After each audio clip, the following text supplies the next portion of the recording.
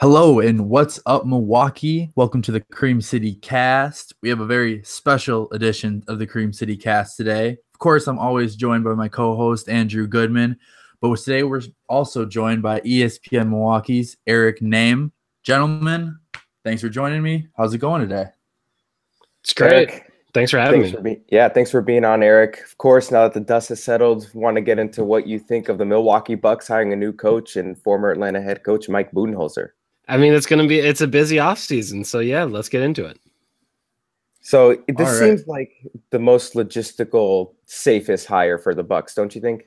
Yeah, I mean, I think you look at the candidates that they had, the list of candidates that they had, the guys that they interviewed, the guys that they ended up bringing to the final two interviews. I think when you think about that list, I think there was kind of one thing in common. It was winning or winning culture. Like there's really only two ways that you went. You had some proven head coaches, and then you had Spurs assistants and one Celtics assistant. So you're literally trying to find a way to get wins. And I mean, I think it ended up in the safest choice out of them all. Like Mike Budenholzer has had the most success out of any of those people, whether they were assistants or whether they were head coaches that were now retreads or whatever you want to call them. Like he had undoubtedly had the best experience out of all of them, even with the Spurs assistants that they did hire. Well, Budenholzer was a Spurs assistant for 17 years. He has 4 rings there. And then you have those 5 years in Atlanta.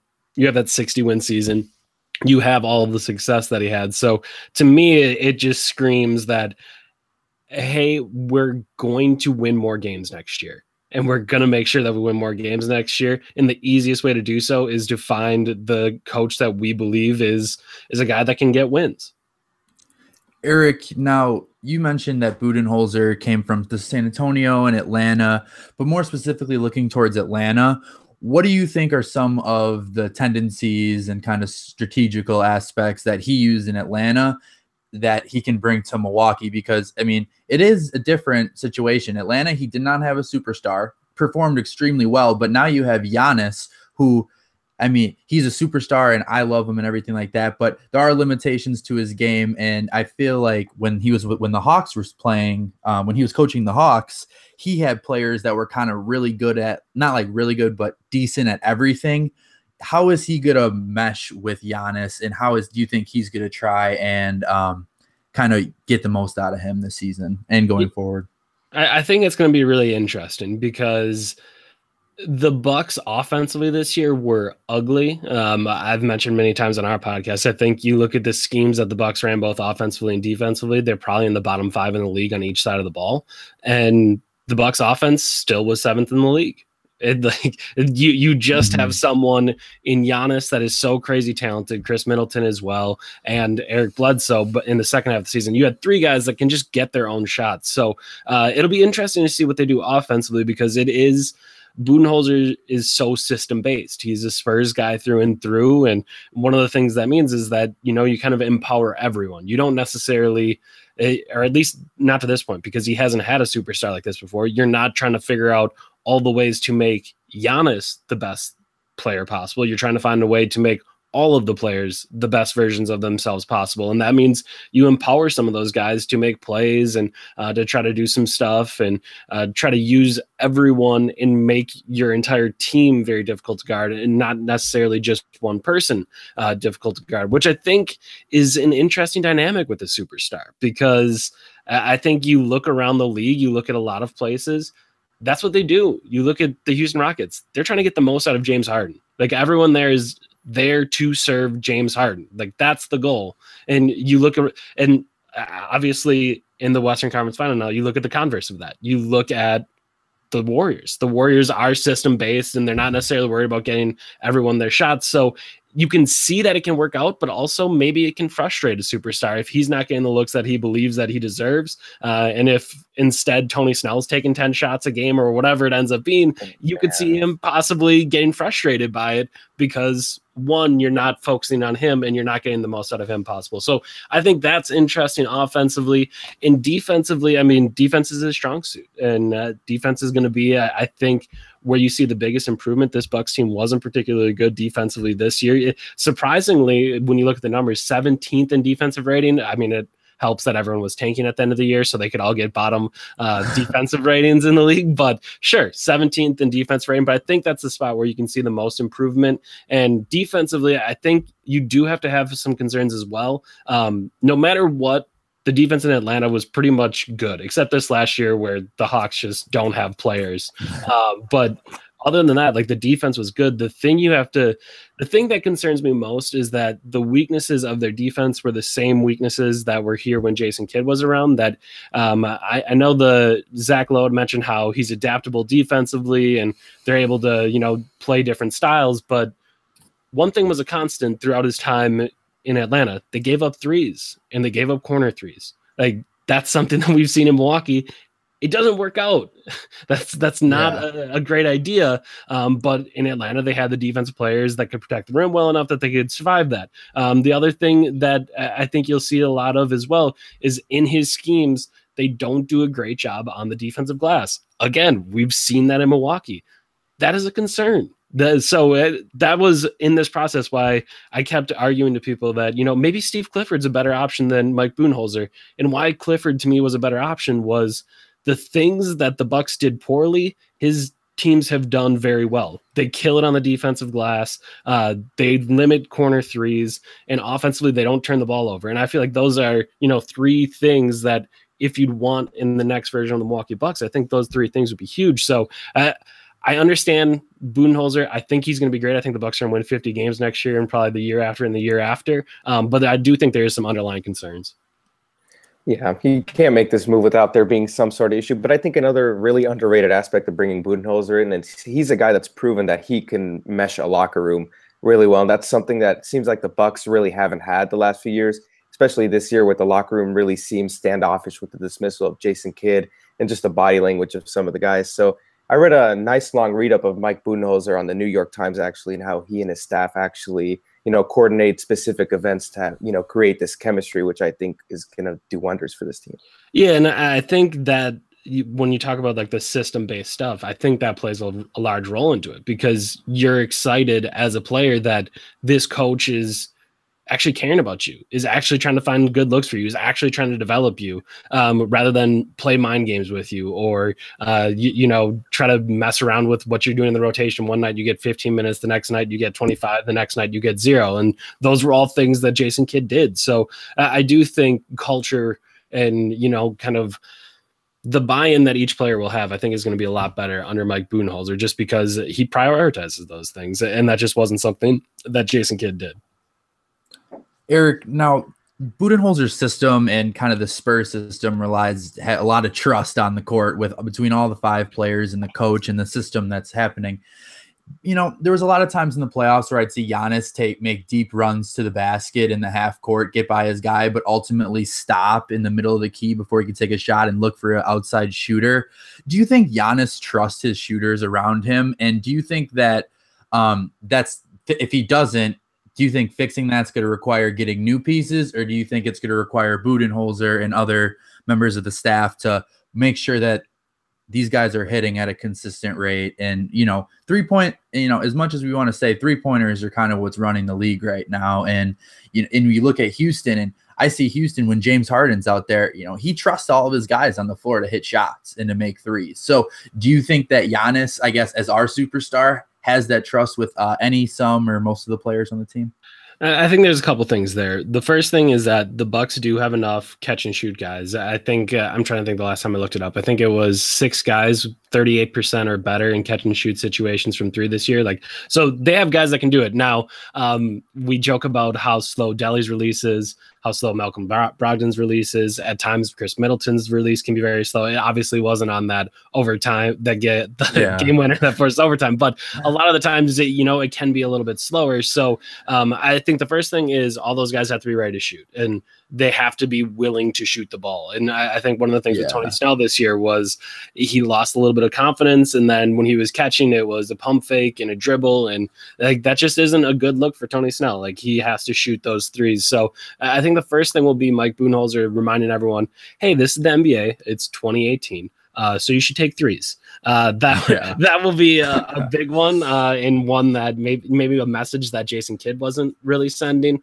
No. And then 2, I think one of the things that's interesting when you talk with Giannis is that he wants to make those right plays, and he is trying to figure out exactly how to do that. And I'm working on something at espnwisconsin.com about this right now, and hopefully it'll be on the next couple weeks. But it's kind of like lessons in playmaking, and like he's trying to figure out how to make those. And I think because he's so incredible and he's been so good in his first 5 seasons in the league that we often forget that he hasn't even played basketball. I think it's about 10 years now that he's been playing basketball. Yeah. And when I talk to him about this type of stuff, like it'll always be, I'm trying to see A, B, and then C, but if A's gone, then B, but if B's gone, then A, and then you can kind of tell that it's not, when you look at a guy like James Harden, he knows where everything's going to be. He's been doing this long enough that he knows where everything is. I think with Giannis, he's still trying to figure that out, and he desperately wants to figure those things out. He always talks about LeBron being the guy that he wants to be,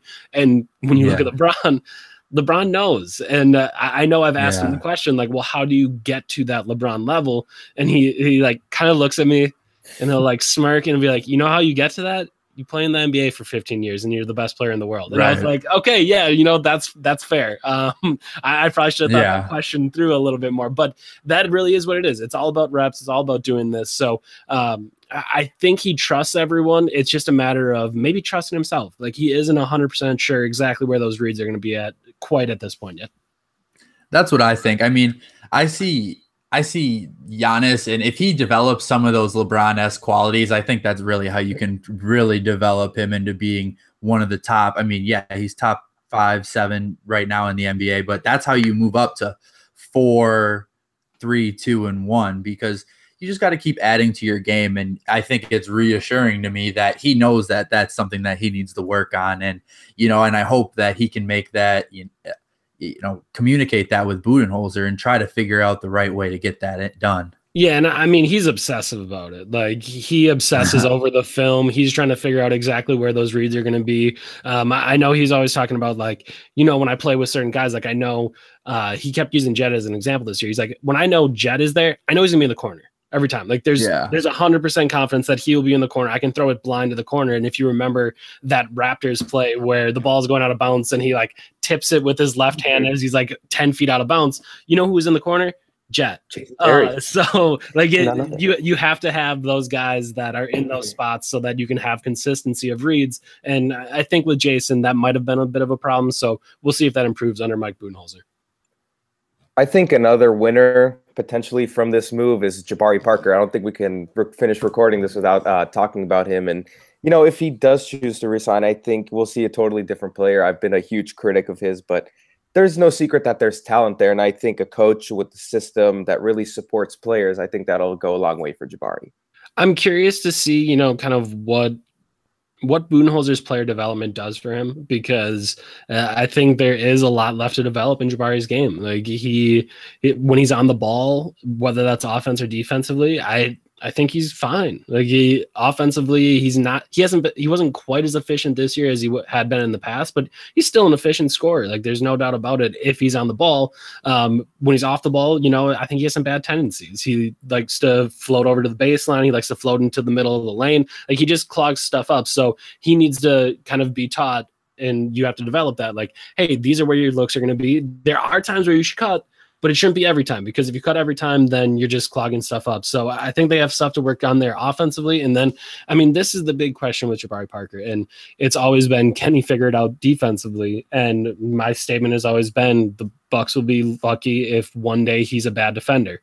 And like at this point, like he's so far below average, and his effort waned this entire season. Like you have to get to a spot where he's comfortable playing and he's comfortable actually giving effort every single night, and that just wasn't the case this past year. So it'll be interesting to see, if anyone offers him a big contract this year. I would doubt it, because there's not a lot of money league wide, but kind of what is the number the Bucks are willing to match, and if he does come back, what does Mike Budenholzer have in store for him?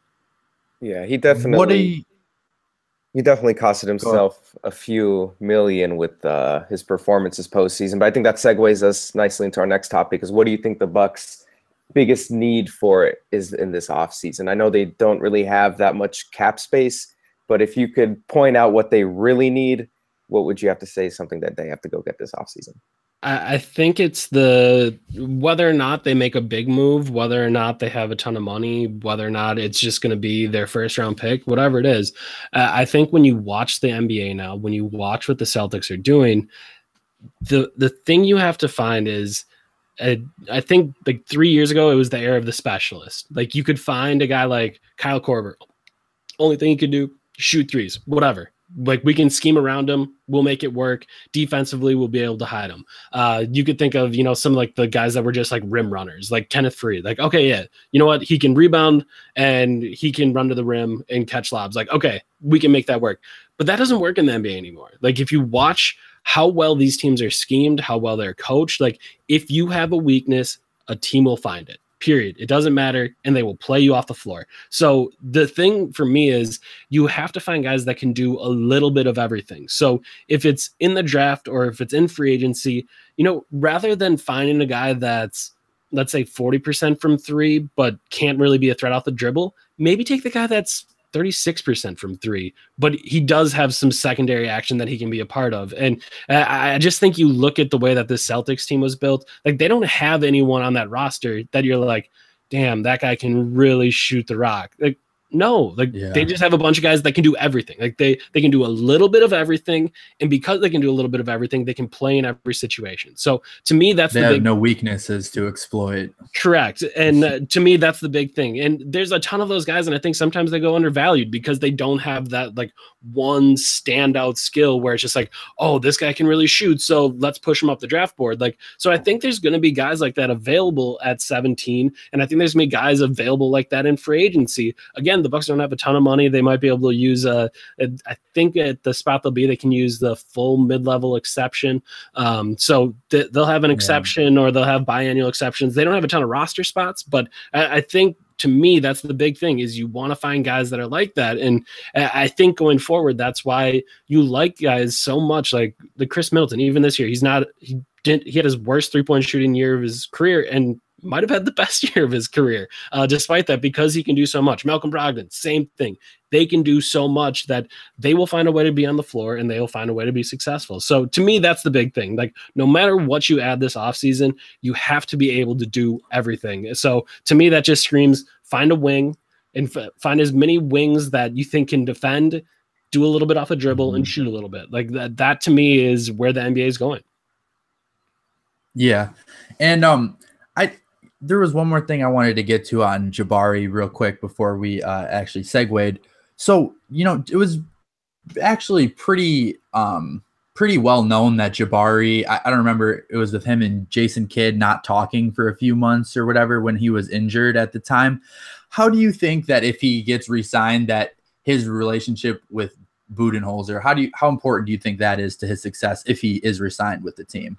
I mean, I think that's what you're banking on. Right? Like you're banking on the fact that what he did under Jason Kidd was only what he will do under Jason Kidd, which I think is part of what makes him so terrifying as a contract, as a player, as an asset, is that, he shut it down this year. Like there's no doubt watching him in games this year that there was just times where he did not give a shit. Like, and you can't have that.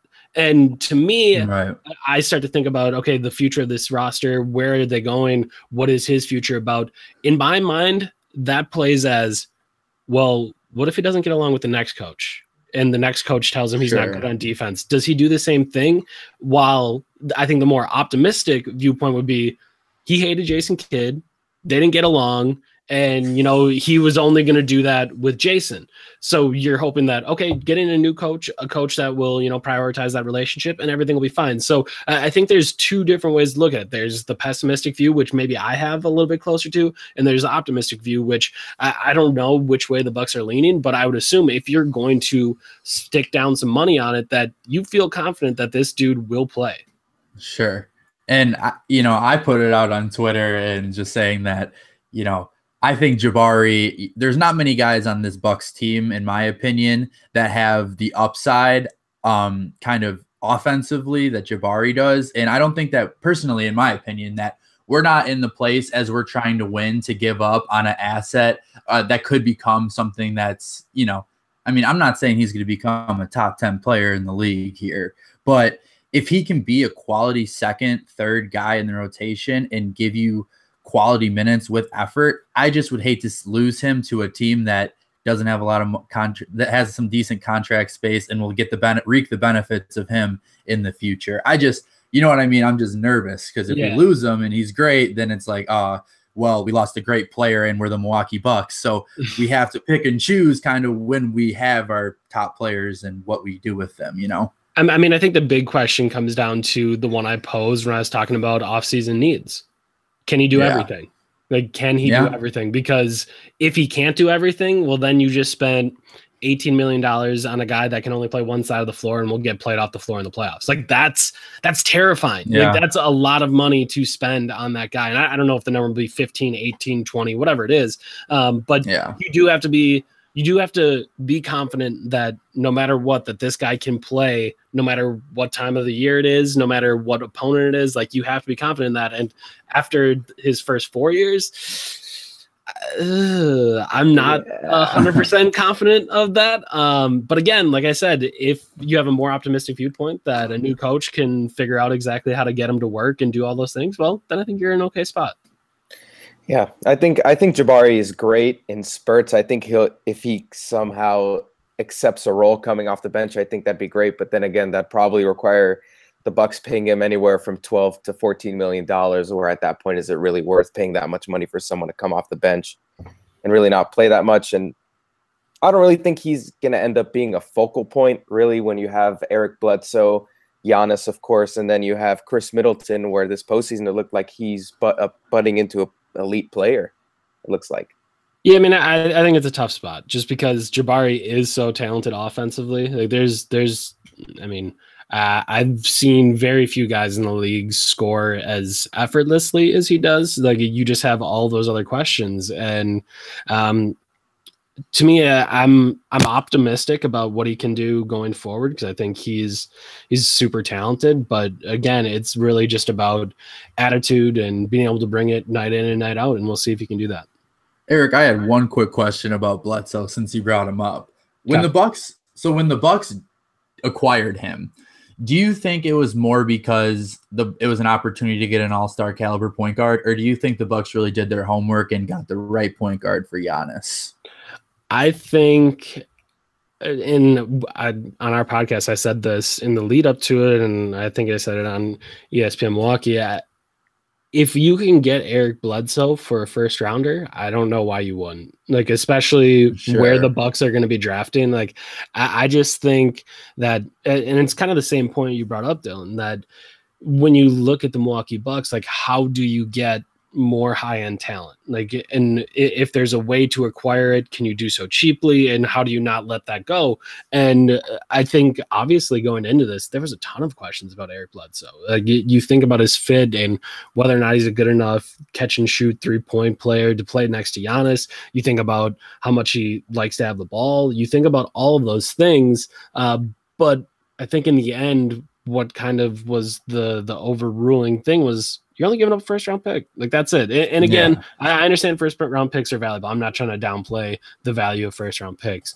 So don't get that twisted. But if you can get a player that, was a borderline all-star for years in Phoenix and, get him to a spot where I think the big thing that they're banking on was that a number of his bad habits, and especially his bad habit defensively of, being focused and then not being so focused. Jabari Parker syndrome. Yeah, I think the big hope was that, you get him on a contending team, you get him on a playoff team, those things will go away. And we've seen that, they don't really go away. Like, he had those moments throughout that postseason, most notably when Terry Rozier hit that game winner in game 1. So, like, all those things still existed. And I think Frank and I had talked about it at the time. Like, it was a risk worth taking. At the time, I said it was a risk worth taking. to this moment, I'll say it was a risk worth taking because you don't have the chance to add high-end talent. And if it worked out perfectly, then all of a sudden you have your point guard of the future. It hasn't worked out perfectly, but I still think Eric Bledsoe has value around the league. If you want to make a move this summer and include Eric Bledsoe in it, I think you can do that. And he has a $17 million contract this year. If there's someone that's looking to take on expirings, maybe you can use him as an expiring contract as well. I think he has value those two ways. And to me, again, this offseason, they are very capped and they don't have a lot of moves to make. But I think he's someone that I kind of circle this offseason to figure out exactly what this team will do. Yeah, expiring deals are, super. They have a lot of value in the league, like you just said. But want to segue into our last topic, Milwaukee Bucks picking at 17. Are there any guys you have your eye on? I know it's kind of in the middle of the draft where the talent really thins out, but hopefully, they can find a diamond in the rough at 17. There's a couple guys that I kind of have circled. The two Bridges, Michael Bridges and Miles Bridges, if either of them fall, I think those two would be great fits because they're largely those type of guys that I was talking about. Each of them can put it on the deck a little bit. Each of them are long wing defenders. Each of them can hit the three. So those are two guys that I have. I think Michael probably bump up draft boards and probably be a top 10 pick. Miles might fall a little bit, but both of them could be in the top 10. So other guys that I'm taking a look at after that, Troy Brown from Oregon. He's 18. He's 18. I think he'll be 19 by the start of next season. But 6'7", 6'8" wingspan, can shoot a little bit, can work a little bit off the dribble. So I think he's someone that I'm excited about. And then I'm a little bit disappointed because he is just rocketed up draft boards. But Jonte Porter was someone that I thought, for a while, I think a month ago on draft boards, he was at like 30, 35. And I was thinking, okay, that's a guy that's super talented. Obviously his brother gets a little bit more attention. But I thought that was the type of guy that, could fit the modern NBA. I think can play 5 in the modern NBA as opposed to a 3-4 tweener like he might have been in the past. And he's just so talented and he can do so many things that I thought that would have been a good fit. So, I think there's a couple people to take a look at, but like I said, the big thing I think you should be looking for is guys that can do all of those things. So like Zaire Smith is someone that people are talking a lot about because his dunks are awesome, man. That dude's crazy. But doesn't shoot the ball particularly well. He might not have the best handle. So I don't know if he's a guy that you really want to play on the wing. So to me, the big thing, always looking for guys that can do all of those things. And again, maybe that means that they aren't setting the world on fire and they're not really rising up draft boards, but I still think guys like that are just really what make an NBA team. Do you think that it's time for the Bucks to kind of switch their drafting philosophy with Budenholzer and Giannis kind of entering his maturation stage as they've, last couple of years, they've took kind of development guys in that middle first round area, and they've kind of took the more play now guys in the second round. Do you think that over the next couple of years that starts to switch with the Bucks getting better and the Bucks start drafting more play now guys in the first round and taking more of a project, I guess, in the second round? I think they should stop drafting bad basketball players. That would be truth. Amen. That'd be the best way to go about it. But I guess when you think about it, I don't mind really the second rounder, more NBA ready type of guys, because I think that in those picks you've seen a number of the things I was just talking about, right? Like in Sterling Brown, the one thing that everyone said about him was like, oh, he's a great 3-point shooter. But if you watch those SMU teams, he was doing everything. He was passing a little bit. He was dribbling a little bit. He was playmaking a little bit. He was scoring a little bit. Like he was doing all those things. Malcolm Brogdon, same way. You think about the defense, but he did a lot of things for that Virginia team. And you're seeing those guys be guys that I think can contribute. Again, Sterling Brown didn't get enough time this year because Jason Kidd. But I think he is a player going forward. So I think the tough spot is when you draft in the first round, you want to find not just a guy that can be in your rotation, you want to find a starter going forward. So sometimes that means drafting guys with a little bit higher upside. I think, and again, maybe I'll get killed for this, but I think I'm still a thought maker believer. Like the For sure. the platonic ideal of that guy shooting threes, blocking shots, switching defensively, like that's perfect for Giannis. That is literally the 5 that you need in a Giannis lineup. So if he can do all of those things, he's perfect for you. DJ Wilson, I think at the moment he was drafted, I think everyone kind of asked those questions, like, how does this guy fit? Like, what is your goal here? Like, are you looking for like a rich man's version of Mirza Teletovic? Like, what's your hope here? Because it just doesn't make a lot of sense. Like, you knew he had the rebounding questions, you knew he had the defensive questions, and he just came on really strong at the end of that year. So kind of what was the thought process there?